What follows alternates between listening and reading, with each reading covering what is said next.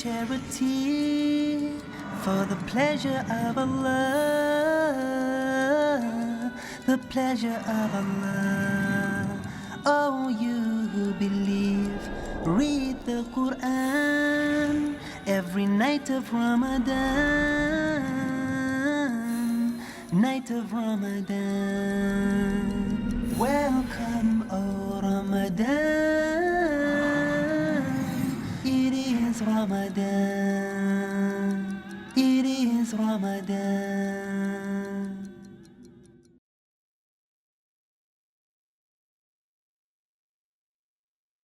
Dear brothers and sisters in Islam and humanity, Assalamu alaikum wa rahmatullahi wa barakatuhu. May the peace, the mercy, and the blessings of Allah Subhanahu wa Taala be on all of you. Welcome to the show Ramadan, a date with Dr. Zakir. I am your host, Yusuf Chambers, and today we will be discussing the topic Ramadan, the month of supplications. Dr. Zakir, Assalamu alaikum wa rahmatullahi wa barakatuh. Wa alaikum assalam wa rahmatullahi wa barakatuh. Well, Dr. Zakir, yesterday we were talking about Ramadan as being the month of repentance. And because it was such a lengthy topic, we didn't cover all of the viewers' questions. Today, we will cut short the interview in exchange for answering the viewers' questions Inshallah. on the topic generally about repentance and supplication. There's such a small difference between the two, but it's a world in itself. But Dr. Zakir, if I could just pose the first question today, why is Ramadan referred to often by many people as being the month of supplications? Alhamdulillah. Wassalatu wassalam. Ala Rasulillah wa ala ali wa sahbihi ajmain. Amma ba'd. A'udhu billahi minash shaitanir rajim. Bismillahir rahmanir rahim. Rabbi shrah li sadri wa yassir li amri wahlul 'uqdatam min lisani yafqahu qawli. Before I answer a question, I would like to first define what is the meaning of the word supplication.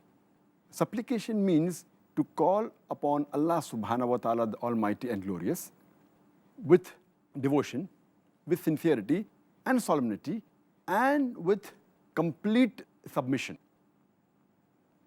And our beloved Prophet Muhammad said, it's mentioned in a Sahih Hadith of Tirmidhi, Hadith number 2616, our beloved Prophet Muhammad said that there are three gates of goodness. The first is fasting, which is a shield from the hellfire. Second is a sadaqah, that is charity. That charity extinguishes sin, same as water extinguishes fire. And the third is standing in prayer in the late hours in the night. So here we realize there is a relationship between supplication, prayer, and fasting. And Allah subhanahu wa ta'ala says in the Quran, in Surah Baqarah, chapter number 2, verse number 186, Allah says that if my servants ask thee concerning me, tell them I am indeed close to them, and I listen to the prayer of every supplicant, and tell them that if they listen to my call willingly, and if they believe in me, I will take them to the straight path. Here we realize the closeness of Allah Subhanahu wa Ta'ala along with His believers, His servants and slaves. And He says, if my slaves, if my servants means the closeness that the human beings have with Allah Subhanahu wa Ta'ala. If they ask me concerning me, tell them I am indeed close to them. It shows the closeness between the believers and Allah Subhanahu wa Ta'ala. And He says, I will respond to them. And Allah further says in the Quran, in Surah Nisa, chapter number 4, verse number 32, but ask from the bounty of Allah Subhanahu wa Ta'ala. And our beloved Prophet Muhammad said, it's mentioned in Sahih Bukhari, volume number 8, hadith number 6502, the beloved Prophet said that Allah says, ask me and I will give it to you. Ask me for protection and I will protect you. And as far as Ramadan being called as the month of supplication, a beloved Prophet said, it's mentioned in a Sahih Hadith of Al-Bayhaqi, Hadith number 6393, where the beloved Prophet said that Allah subhanahu wa ta'ala does not reject the prayer of three kinds of people. One is the father who prays for his child, his son or daughter. The second is a fasting person, especially when he breaks his fast. And the third is the traveler. And our beloved Prophet Muhammad sallallahu alaihi wasallam, he further said, it's mentioned in Sahih Hadith of Ibn Majah, Hadith number 1643.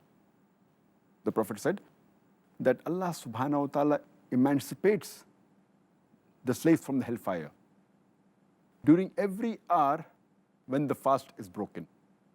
And does this every night. And our beloved Prophet also said, it's mentioned Sahih Hadith of Sahih At-Targhib, Hadith number 988. Allah subhanahu wa ta'ala ransoms the Muslims from the hellfire every day and night in the month of Ramadan. And he answers the prayer of every Muslim every day and night in the month of Ramadan. So because Allah subhanahu wa ta'ala, he listens to the supplication of the person who fasts and he gives a special status, that's the reason Ramadan is called as the month of supplication. Beautiful reason for calling it the month of Ramadan as being the month of supplication. And furthermore, I'd like to ask you, Dr. Zakir, if you could explain what are the etiquettes of supplicating towards Allah subhanahu wa ta'ala? The person should remember that he should only ask from Allah and no one else. Allah says in the Quran, in Surah Fatiha, chapter number 1, verse number 5, إِيَّاكَ نَعْبُدُ وَإِيَّاكَ نَسْتَعِينُ. There alone we worship, there alone we ask for help. You should ask only from Allah subhanahu wa ta'ala. Allah says in Surah Ghafir, chapter number 40, verse number 60, you ask me and I will answer your prayer. You can ask from Allah subhanahu wa ta'ala anything. Even if it be a small thing or a big thing, no problem. You can ask Allah subhanahu wa ta'ala anything. And furthermore, we should ask Allah subhanahu wa ta'ala with humbleness and with humility. That's point number 3. Point number 4, when we ask Allah subhanahu wa ta'ala, we should ask with confirmed hope that inshallah, Allah is going to answer our supplication. Number 5, we should ask Allah subhanahu wa ta'ala with fear. We should ask with taqwa, fear of Allah subhanahu wa ta'ala. Number 6, we should ask Allah subhanahu wa ta'ala with extreme longingness, that inshallah we long this and He will answer our prayer. Besides these 6 points, there are some additional things which are important when a person supplicates. It's preferable, for example, a person should preferably be in wudu, in ablution. It's not a fard. He can even supplicate without being in wudu. But if he's like a person who's in prayer, it's preferable that he's in wudu. Point number 2, it's preferable that he's facing the Kaaba while supplicating, though it's not a fard. Point number 3, he should repeat his supplication. It's preferable to repeat as much as possible. And point number 4, he should ask Allah subhanahu wa ta'ala with single-mindedness and with longingness, as our beloved Prophet sallallahu alaihi wasallam said. It's mentioned in a Sahih Hadith of Tirmidhi, Hadith number 3479, that the beloved Prophet sallallahu alaihi wasallam said that a person should ask Allah subhanahu wa ta'ala with single-mindedness. And inshallah, Allah will answer his prayers. And Allah subhanahu wa ta'ala does not like a person who asks with his heart when it is toying with trifle things. Heart is not in one place. So these are some of the etiquettes of a person supplicating to Allah subhanahu wa ta'ala. Jazakallah khair, Dr. Zakir. Regarding the aspects of etiquettes, of course, you've added some important points now, and that's very useful. What about the time and the place of supplication? Does that matter? As far as a person is concerned, he can supplicate to Allah subhanahu wa ta'ala any time of the day, any time of the night, 24 hours of the day. But there are some times which are preferred. For example, immediately after the obligatory prayers. For example, especially the day of Jummah, when a person is fasting, especially when he's breaking his fast. And when a person is praying in the sujood. Also, in the late hours of night. And the beloved Prophet ﷺ said, it's mentioned in Sahih Muslim, Hadith number 1655, the beloved Prophet ﷺ said that there is an hour during the night in which there will not be a Muslim who will ask for the good without Allah Subhanahu wa ta'ala granting it to him. Subhanallah. That means there is an hour which Allah Subhanahu wa ta'ala, whatever the Muslim asks, supplicates, Allah will grant him. Further, beloved Prophet said, it's mentioned in Sahih Muslim, hadith number 1657, that Allah Subhanahu wa ta'ala descends to the lowest heaven after 1/3 of the night is over. And then he says, I am your Lord, I am your Lord. Is there anyone who's there to supplicate to me? And I will answer him. Is there anyone to beg? And I will grant it to him. Is there anyone that requires forgiveness? And I will forgive him. So one of the good times is during the late hours of night, where Allah Subhanahu wa ta'ala descends. And the hadith continues and says that Allah continues asking these questions till the dawn breaks. So one of the good times to supplicate is the late hours of night, just before dawn. Subhanallah. Let's all get up and make sure. Does that mean the last hours of the night, meaning like Tahajjud, which you offer late 1/3 or the middle third of the night. And as far as the place is concerned, again, a person can supplicate in any place. As the beloved Prophet ﷺ said, it's mentioned in Sahih Bukhari, volume number 1, in the book of Salah, hadith number 438, that Allah Subhanahu wa ta'ala has made for me and the believers the full earth as a place to pray. The full earth is a place where you can pray to Allah Subhanahu wa ta'ala. But in spite, there are certain places that if you supplicate in the mosque, it's preferable. And amongst the mosques, there's no better mosque than the Haramain. The first is the Makkah, the Baytullah, and the second is the Masjid Nabawi in Medina. MashaAllah. I wish we could be there now, Dr. Zakir. Inshallah, later on. Inshallah. Does the situation or the circumstances of the supplicant have any bearing on whether or not Allah accepts the dua? As I mentioned earlier, that the situation or circumstance he is in, if he asks Allah Subhanahu wa ta'ala, he can supplicate to Allah Subhanahu wa ta'ala. But there are certain situations which are preferable. For example, when a person is fasting, when a person is traveling, when a just ruler, when he supplicates, or a just imam, or a father supplicates for his son or daughter, or a person who has halal earnings and he supplicates, or it can be a person who prays in sujood, as our beloved Prophet Muhammad said. It's mentioned in Sahih Hadith of Tirmidhi in the book of Supplication, Hadith number 3598. The Prophet said, the prayer of 3 people is never rejected. Number 1 is a just ruler or imam. Number 2, a person who's fasting, especially when he breaks his fast. And number 3 is an oppressed person. And the similar hadith which I quoted earlier of Al-Bayhaqi, hadith number 1693, where the Prophet said, the prayer of 3 people is never rejected. A father when he prays for his child, a fasting person, especially when he breaks his fast, and a traveling person when he prays. So the hadith of the Prophet ﷺ, these are the times which are preferred when a person supplicates as compared to others. Thank you, Dr. Zakir. And now we'll move to the next important point. Why is it that some people, that often when you're speaking to people, they say, oh, my dua hasn't been answered, you know?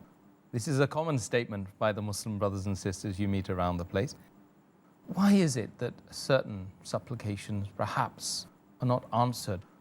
There are certain criteria that are required, and many a time the supplication is rejected because, point number 1, maybe the earning is haram.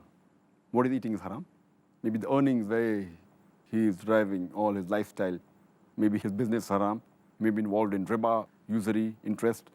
He may be dealing in a business which involves bribing, maybe dealing in a business which involves lying, cheating, etc. All these things which are related to the haram things, that's the reason, it is one of the major reasons why supplication is not answered. Number 2, maybe he is oppressing someone else, causing oppression to another human being. Number 3, he may not be enjoining what is good and may not be forbidding what is wrong, which is a fard in Islam.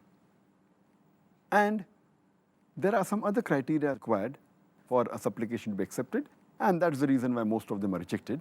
One is that we should not say that, "Oh Allah, forgive me if you please," "Oh Allah, bless me if you please," or "Oh Allah, grant me sustenance if you please."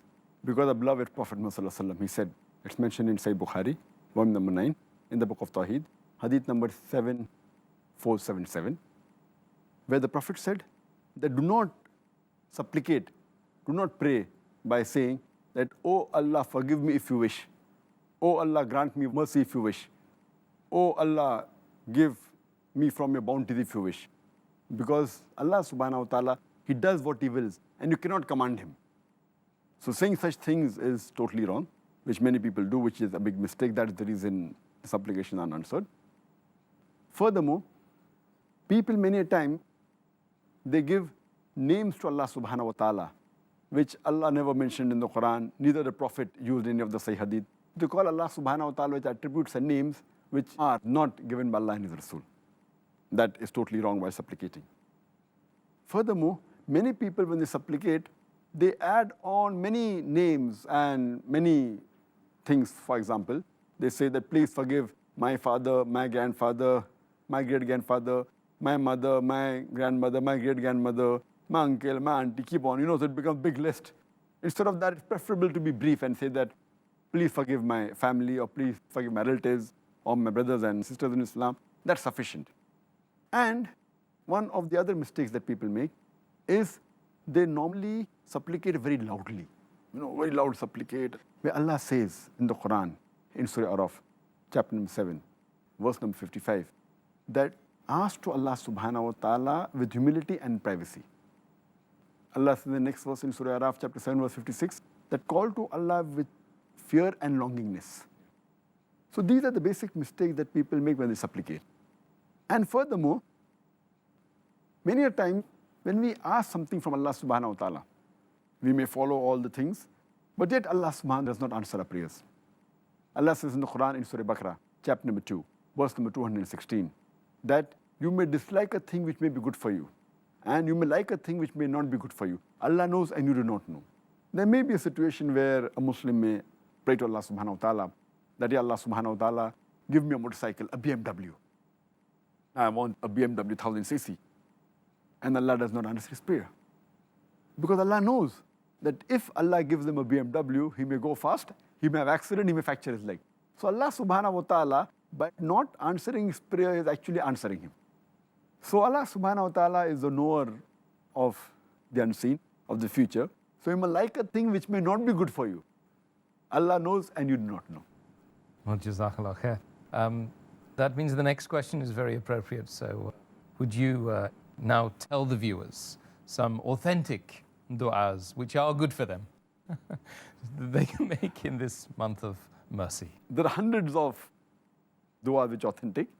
And if you can refer to the book, Fortification of a Muslim through the Supplications from the Quran and the authentic Hadith, it's a book published which has more than 100 du'as. I think 129 to be precise. I'll just mention a couple of them from the Quran and the Hadith since your request is that. The most general dua, which is there in the Quran in Surah Baqarah, chapter number 2, verse number 201, is Rabbana atina fid dunya hasnatan wa fil akhirati hasnatan wa qina azabin nar. O my Lord, give us the good in this world and the hereafter, and save us from the torment of hellfire. This is the general dua, which is general and the best. There are various other du'as given in the Quran, and the du'as of the Quran are the best because this is the words of Allah Subhanahu wa Ta'ala Himself. Allah says in Surah Al-Imran, chapter number 3, verse number 8, Rabbana la tudhi qulubana ba'd iz hadaytana wa hab lana min ladunka rahma innaka antal wahhab. Which means, O Lord, let not our hearts deviate after Thou hast guided us. And grant us mercy from Thy bounty, for Thou art the granter of bounties. The other dua which I always make in the starting of any lecture, which is asking for help from Allah Subhanahu wa Ta'ala, which you can do when you begin any speech or when you're doing something which is very difficult, is the dua which Musa alayhi salam made when Allah Subhanahu wa Ta'ala asked Musa alayhi salam then go and give the message to Pharaoh. So it's mentioned in Surah Taha, chapter number 20, verse number 25 to 28.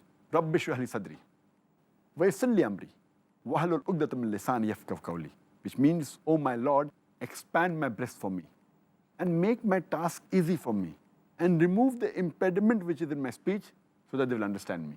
And you know Musa alayhi salam, he was a stammerer. And as many people are aware that even I, during my childhood, I was a stammerer. And even now I sometimes stammer. So that is the reason I read this dua at the beginning of every talk. So Musa alayhi salam asked Allah Subhanahu wa Taala to remove the impediment from his speech. And furthermore, so that they will understand me. And there is a barrier many a time between you and the person to whom you are giving the message. So we pray to Allah Subhanahu wa Taala, may that barrier be removed. Therefore, before every talk, I supplicate so that the audience, if there is any barrier between the audience and myself, it is removed. These were just few du'as from the Quran. There are several authentic du'as even from the Hadith. There's a Sahih Hadith in Tirmidhi as well as Sahih Ibn Hibban, where the Prophet said that anyone who says Subhanallah wa bihamdihi, which means glory be to Allah and praise be to Allah, then Allah Subhanahu wa Ta'ala will plant a date tree for that person in paradise. The other hadith which is there mentioned in Sahih Muslim, Book of Fiqh, hadith number 6509, where the beloved Prophet ﷺ said that anyone who says Subhanallah wa bihamdihi, glory be to Allah and praise be to Him, if he mentions 100 times, there's nothing more excellent for him on the day of judgment, on the day of resurrection. Nothing better than that. Except someone who says similar words or someone who says something better.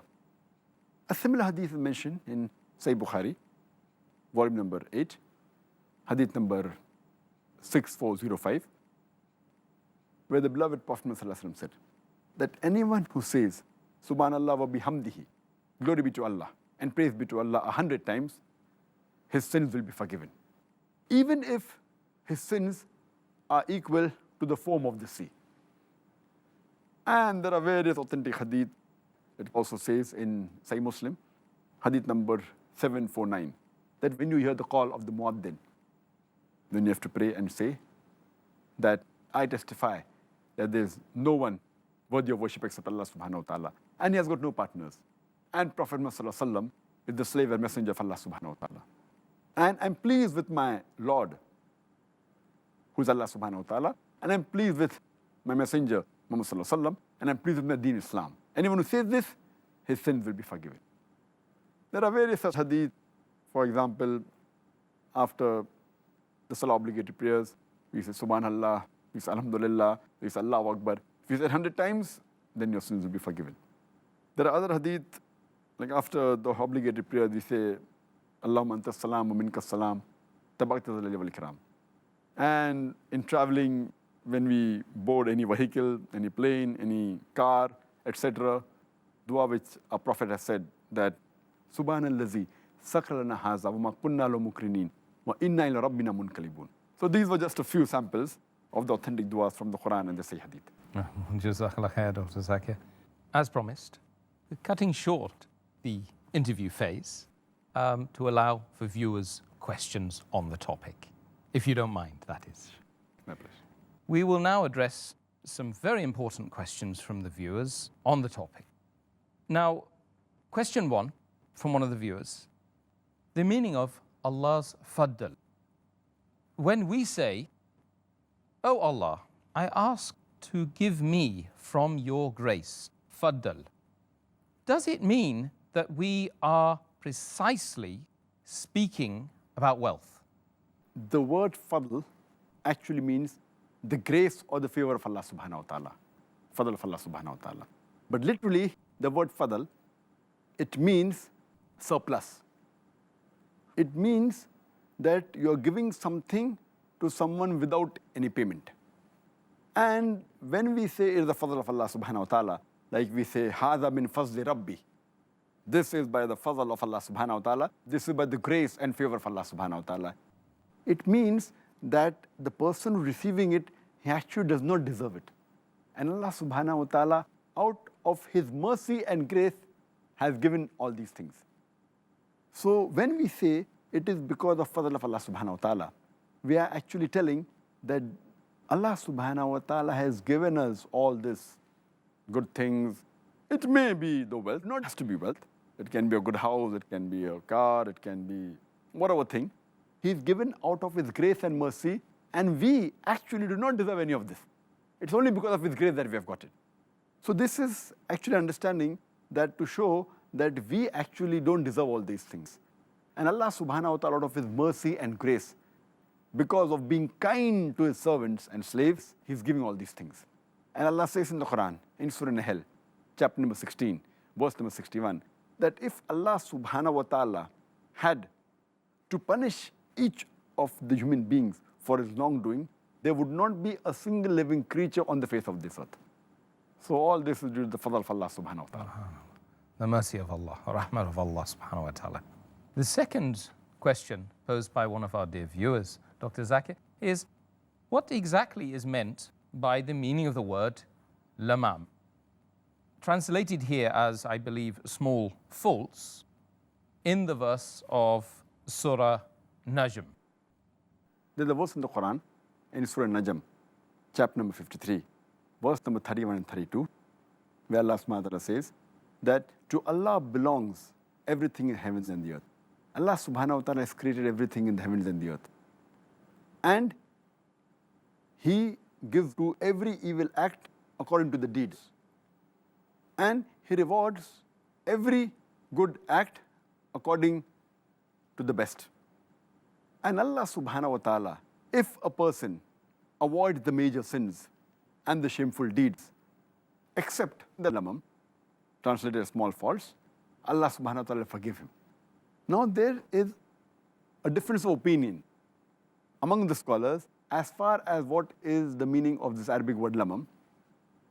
If you read At-Tabari, volume number 2, page number 527, it says that according to most of the Salafs, they said that lamam, it means any sin done only once, even if it's a major sin. And this was the view of Abu Hurairah, may Allah be pleased with him, Mujahid, may Allah have mercy on him, and so on and so forth. But if you read Qurtubi, volume 17, page number 71, here it says that according to Sayyid ibn Musayyib, he says that lamam means a thought which comes into your mind once and goes away. It means maybe an evil thought which comes and goes away. According to Al-Hasan ibn Fadl, he says that lamam means forbidden glance that you give once, unintentionally, without intention. But if you give a second glance, then it's a sin. As our beloved Prophet said, the first glance is forgiven, the second is prohibited. So if it's the first glance without intention, then it comes into the small sins of lamam. And further, if you read in Tabri, volume number 2, page number 5 to 6 and 5 to 7,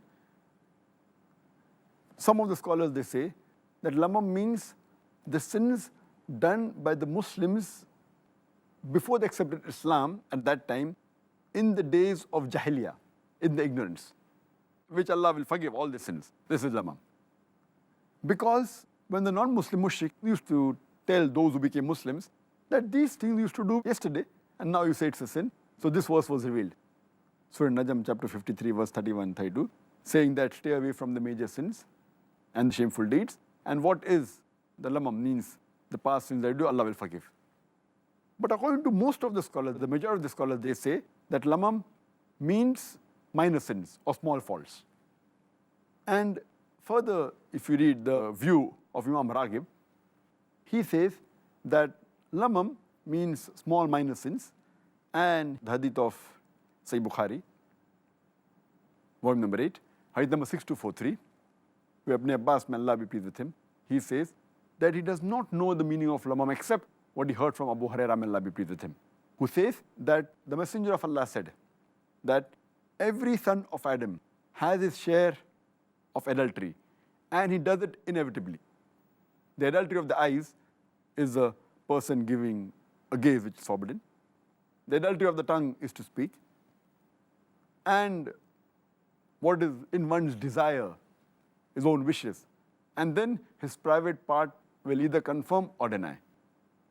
So there's a difference of opinion as far as the word lamam is concerned. And further, if you read, according to Imam an-Nawawi, he says that lamam means what a person intends to do but does not do. A person thinks of doing but does not do. Means going towards that but does not do. These are small sins. Furthermore, the other scholars, they say these are specific small sins. But according to Qurtubi, point number 17, page number 70, that lamam means minor sins or small faults, which Allah Subhanahu wa Taala inshallah will forgive. And they give cross reference also in Nisa chapter 4, verse number 31, that Allah Subhanahu wa Taala, as long as you stay away from major sins, He'll forgive your small sins. I think that's a very comprehensive answer, Dr. Zakir. Jazakallah khair. I'm sure that the brother or sister will take adequate knowledge from that answer to implement some changes in his or her life. Inshallah, let's move on to another section of questions regarding the month of repentance, which we didn't have time to answer last time out. Question 1. Is it permitted in supplication to negotiate with Allah Subhanahu wa Taala? The question is. He goes on to say, for example, ask Allah to grant me something or forgive me and take something else away from me instead, like my health, for instance. When we supplicate to Allah Subhanahu wa Taala, we have to remember that Allah Subhanahu wa Taala's mercy is beyond limits. His mercy, His grace. We cannot limit the mercy of Allah Subhanahu wa Taala. We cannot try and negotiate. Or neither can we ask Allah Subhanahu wa Taala to hasten the punishment, or that you give me this good thing and take this away, as we are negotiating. We should realize that Allah Subhanahu wa Taala is the most bountiful and most merciful. And Allah says in the Quran, in Surah Ghafir, chapter number 40, verse number 60, you ask me and I will answer your prayer. Allah further says in Surah Nisa chapter 4, verse number 147, that what will Allah gain by a punishment if you believe and if you are grateful? That means it's not worth negotiating with Allah Subhanahu wa Taala. What we want, we can ask Him. We cannot barter with Him because He is so merciful. In fact, it will be our loss if we do that. And that reminds me of hadith of Sahih Muslim, volume 4, book of Dhikr, hadith number 6501, that once Muhammad Sallallahu Alaihi Wasallam, he goes to one of the Muslims who is sick, and he goes to see him, and the person is very sick. The hadith says, as feeble as a chicken. Prophet Muhammad Sallallahu Alaihi Wasallam asked him, that did you ask for something or did you beg Allah for something? So the person says, yes, I pray to Allah Subhanahu wa Taala that to hasten my punishment, what I'm going to get in Akhirah, let me have it in this world. And then Allah's Messenger says that you don't have the forbearance to bear the punishment of Allah Subhanahu wa Taala. In fact, you should have asked, Rabbana atina fid dunya hasnatan wa fil akhirati hasnatan wa qina azabin nar. That's what I quoted earlier. That, oh Lord, give us the good in this world and the hereafter and save us from the torment of hellfire. Surah Baqarah, chapter number 2, verse number 201. And after Prophet Muhammad prayed for him, then that Muslim became all right. So we should always realize that the bounty of Allah Subhanahu wa Taala is beyond limits. So whatever may be our sin, whatever may be the sin we have committed, we can always seek Allah's forgiveness, and He is most of forgiving, most merciful. No, we have to be very careful what we ask Allah Subhanahu wa Taala for.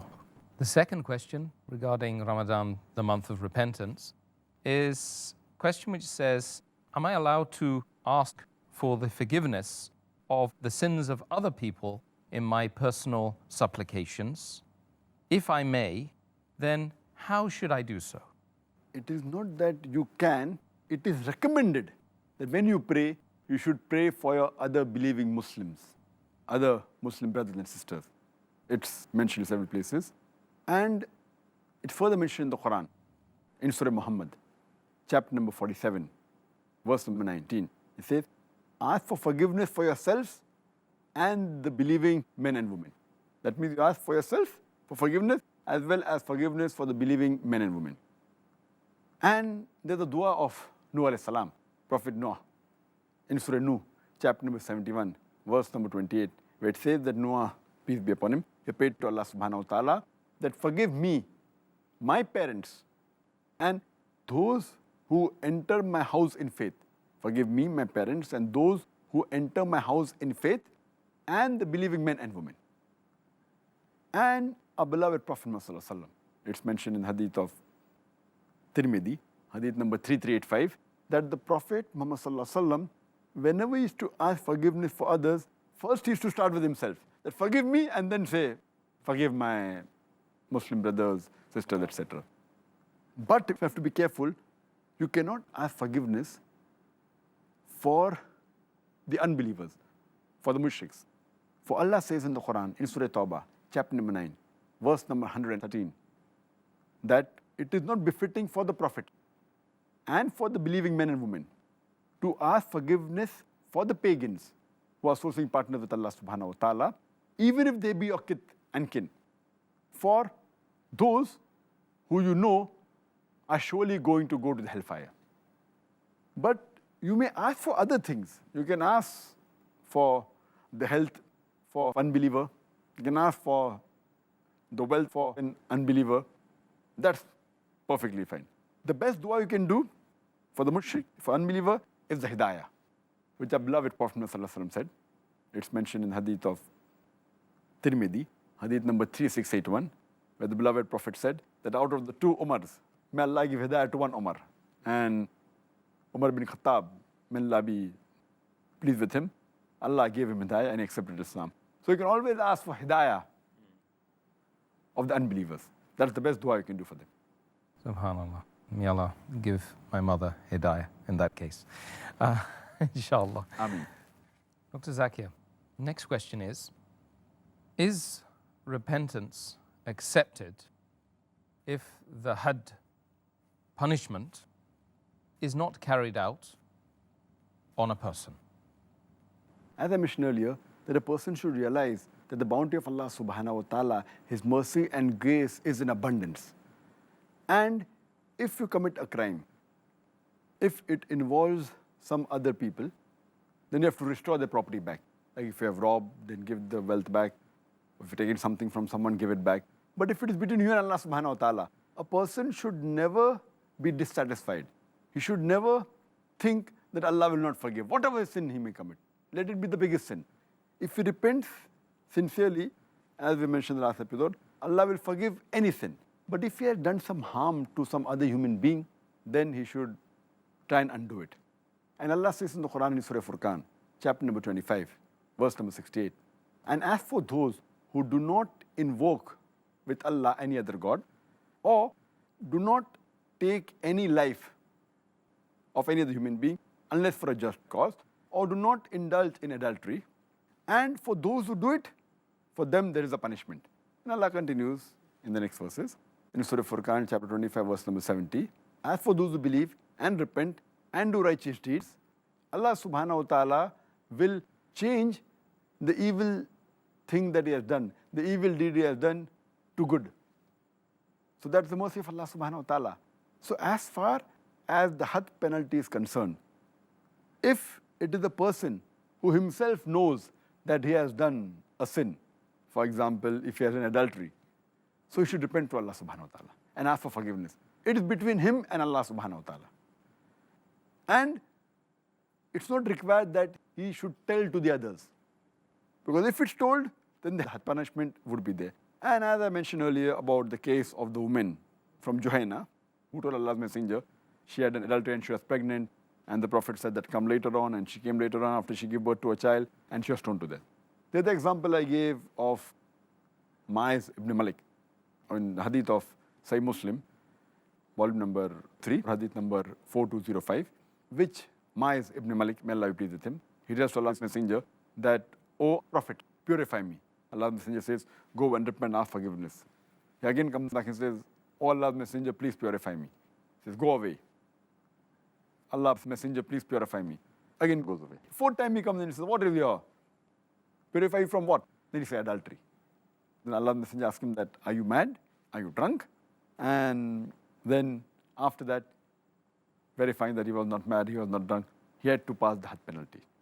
But Allah's Messenger said that both these two people, they had asked for forgiveness and they repented, so may Allah accept the repentance. But further it's mentioned in hadith of Muwatta, volume number 2, book of punishment, hadith number 12, the beloved Prophet Muhammad said that stop committing sins, major sins, etc. And if you commit, then you have to conceal it and ask for forgiveness from Allah subhanahu wa ta'ala. You repent. And if you disclose it, then we will have to pass the had penalty. That means if the sin is known to the sultan or the ruler or to a qadi or to a judge, then it becomes compulsory for that person that he has to pass the had penalty. That is stoning to death if he had an adultery or any other sin which requires the death penalty. But if it's not known and the person who has sinned, if it involves some other human being, he should try and undo it. If it is involvement between him and Allah subhanahu wa ta'ala, then he should ask for forgiveness and ask for repentance and he should conceal. It's not a requirement that the punishment of had should be given to the person for repentance. But we have the examples of Ma'az ibn Malik, who repented and did not mind being killed for sake of Allah subhanahu wa ta'ala. Allah forgive them. And the Prophet said that even if you distribute it in the people of Medina, it would be sufficient for them forgiveness. But as a general rule, it's not a requirement that you have to pass the had penalty for repentance. If you're exposed, then the penalty is there. If you're not exposed, conceal it and ask for forgiveness from Allah subhanahu wa ta'ala, and you repent, and inshallah Allah will forgive you. Inshallah. Jazakallah khair. So, next question from a respected viewer is, I'd like to know, is performing ablution, i.e. wudu, necessary before making tawbah? And secondly, is ghusl necessary before tawbah if someone is unclean? As far as the text in the Quran is concerned, I don't know of any Quranic verses or any Sahih Hadith of the beloved Prophet which says that ablution or ghusl is necessary for a tawbah to be made. If you want to repent, you can repent to Allah subhanahu wa ta'ala. Making wudu is not compulsory. Neither making ghusl is compulsory. He can ask for repentance directly, except if a person who is a non-believer, who's a mushrik, who's a kafir, when he accepts Islam, at that time he has to make ghusl, because that's hadith of Muhammad sallallahu alaihi wasallam. He told to Qais bin Asim, may Allah be pleased with him, when you want to accept Islam, that you do ghusl, so that he's in a state of purity. Otherwise, for making tawbah, etc., wudu is not a requirement, neither is ghusl a requirement. Thank you for that concise answer, Dr. Zakir. And last but not least, Shaitan. Question about Satan. Satan disobeyed Allah only once and he was accursed. Allah forgives human beings in spite of their disobedience, frequent disobedience, if they repent.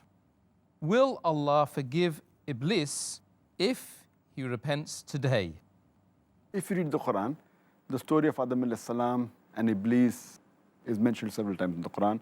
In Surah Baqarah chapter 2, Surah Araf chapter number 7, Surah Hijr chapter number 15, Surah Kahf chapter number 18, several places. And if you realize in the story, the moment Adam alayhi salam, Adam peace be upon him, he realized his mistake, he repented to Allah subhanahu wa ta'ala. And Allah immediately forgave him. And Eve, both of them, may Allah be pleased with them all. But if you note the story of Iblis, it's mentioned in Surah Araf, chapter number 7, verse number 14. When Iblis disobeyed Allah subhanahu wa ta'ala, Allah says that we said to the angels, bow down to Adam. All bow down illa Iblis, except Iblis. Mentioned Surah Baqarah chapter 2, Surah Araf chapter 7. But instead of repenting to Allah subhanahu wa ta'ala, Iblis says in Surah Araf chapter 7, verse 14, that give me respite till the day they are raised up. That means respite means, please delay my punishment. Give me respite and see what I do. He challenges Allah subhanahu wa ta'ala, that I challenge you. So Allah says in Surah Araf, chapter number 7, verse number 18, He gives them respite and says that all those human beings who follow you, I will fill hell with all of you. And as far as Iblis repenting, here the question doesn't come, because Allah further says in Surah Hijr chapter 15, verse 34, that he is the accursed one. That Allah has the knowledge of the future, of the unseen. So Allah knows in advance that this person, he will never repent. As Allah says in the Quran in Surah Baqarah chapter 2, verse 7 and 8, Allah says, Khatam Allah qulubihim, that Allah has put a seal on the hearts of those people, on those kafirs, and they will never come to the straight path. And similarly, we have examples of Allah predicts even about Abu Lahab, that he was one of the staunchest enemies of the beloved Prophet. Allah tells in advance, He reveals the surah, Tabbat yada Abi Lahabin wa tab, the father of the flame. He was one of the staunchest enemies to the Prophet. And he says that he will never accept Islam and he will burn in hell. It was a prediction. All he had to do to prove the Quran wrong was to say that I am Muslim and say the Shahada. 10 years he had the opportunity, he did not do it. So Allah knew they will never repent. Similarly, Allah subhanahu wa ta'ala knows that Iblis, he will never repent. So that is the reason he has said that he is to you an avowed enemy. Allah says in Surah Baqarah chapter 2 verse 168 that, Ya ayyuhallazina amanu, O you believe, be careful of the khutwatu shaitan, of the footsteps of the devil, for he to you is an avowed enemy.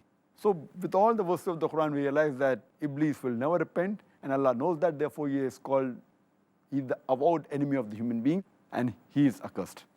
So he will never repent, he'll never ask for forgiveness. Well, Dr. Zakir, we've reached the end of our question and answer session. And as we promised the viewers, we answered many questions on the topic of Ramadan, the month of repentance and supplication. Correct. Thank you for reminding me. So brothers and sisters, I ask Allah Subhanahu wa Taala to enlighten your hearts and my heart and Dr. Zakir Naik's heart with the information that we've given you, and ask Allah Subhanahu wa Taala to make it easy for us to act on His advice during this holy month of Ramadan. Please do join us tomorrow when we will be addressing the topic Qiyam al-Layl. And I wish you all the best. Assalamu alaikum wa rahmatullahi wa barakatuh. حافظين ذاكرين قانتين خاشعين